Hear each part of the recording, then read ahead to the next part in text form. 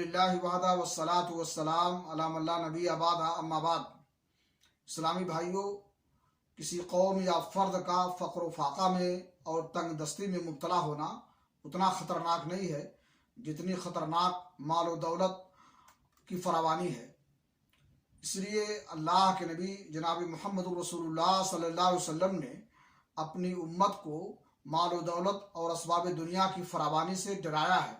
صحیح بخاری شریف کی روایت ہے، ابو سعید خدری رضی اللہ تعالیٰ عنہ کہتے ہیں، جلس رسول اللہ صلی اللہ علیہ وسلم علی المنبر وجلسنا حولہ فقال انا مما اخاف علیکم من بعد ما یفتح علیکم من زہرۃ الدنیا وزینتها۔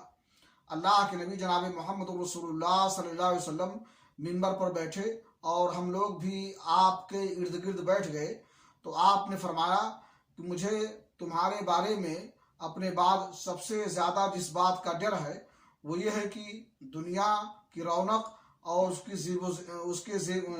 زیب و زینت کے دروازے تم پر کھول دیے جائیں گے۔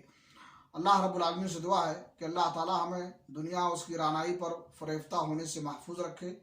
وآخر دعوانا الحمدللہ رب العالمین۔